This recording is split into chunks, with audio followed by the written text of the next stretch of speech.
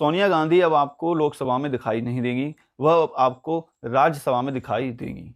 सोनिया गांधी ने राजस्थान से राज्यसभा का जो नामांकन है, पर्चा है, वो भर दिया है। वह अब राज्यसभा सांसद हो जाएंगी। इसी के साथ जो रायबरेली की सीट है, लोकसभा चुनाव से पहले ही वह वहाँ से इस्तीफा दे देगी और फिर उसके बाद उत्तर प्रदेश गांधी परिवार से मुक्त हो जाएगा। 2019 में राहुल गांधी चुनाव हार गए। उसके बाद अमेठी वहाँ से खाली हो गई, गांधी परिवार से मुक्त हो गई। अब रायबरेली से सोनिया गांधी को भी हार का खतरा दिखाई दे रहा है, जिसके चलते वह राज्यसभा में पहुंच गई हैं और अपने आप को उन्होंने सुरक्षित कर लिया है। कांग्रेस के अनुसार सोनिया गांधी स्वस्थ नहीं है, जिसके कारण वह चुनाव लड़ सकें। अब यदि सोनिया गांधी स्वस्थ नहीं है तो वह राज्यसभा में क्या करेंगी? यदि हम लोकसभा की बात करें तो सोनिया गांधी ने ऐसे वहाँ पे कौन से सवाल उठा लिए, कौन से ऐसे प्रश्न कर लिए या कौन से उन्होंने मुद्दे पर ऐसे भाषण दिए जो कांग्रेस को मदद करते हो, जो लोकतंत्र को मदद करते हो, जो इस देश के काम आते हों? अब सवाल ये है कि राज्यसभा में जाकर वो कौन से झंडे गाड़ देंगी? वहाँ पे भी कुछ नहीं होने वाला। दरअसल ये लोकसभा या राज्यसभा का मुद्दा नहीं है कि सोनिया गांधी कहाँ जा रही हैं, कहाँ बैठेंगी। दरअसल राज्यसभा जाकर सोनिया गांधी ने अपना जो बंगला है, 10 जनपद, जिसके बारे में आपने सुना होगा, वो बचाने की उसका प्रयास किया है।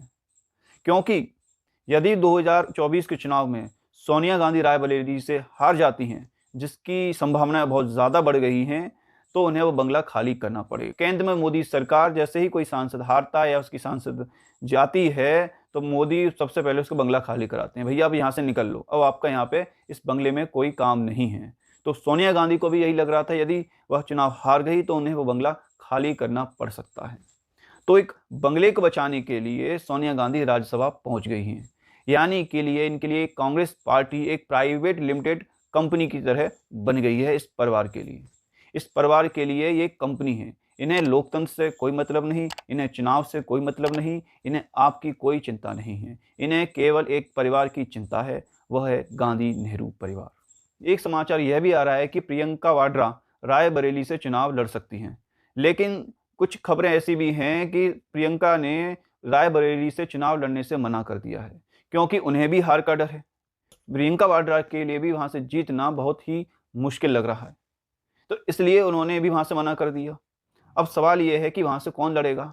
अब यही लग रहा है कि कोई गैर गांधी परिवार का सदस्य ही वहाँ से कांग्रेस की सीट से चुनाव लड़ेगा। यानी उत्तर प्रदेश अब गांधी परिवार से मुक्त हो जाएगा। कहने को तो ये भी आ रहा है कि प्रियंका वाड्रा राज्यसभा जाना चाहती थी, वह हिमाचल प्रदेश से राज्यसभा जाना चाहती थी, लेकिन वहाँ से राहुल गांधी ने अभिषेक मनु सिंघवी को भेज दिया है और प्रियंका वाड्रा वहाँ से नहीं जा सकती।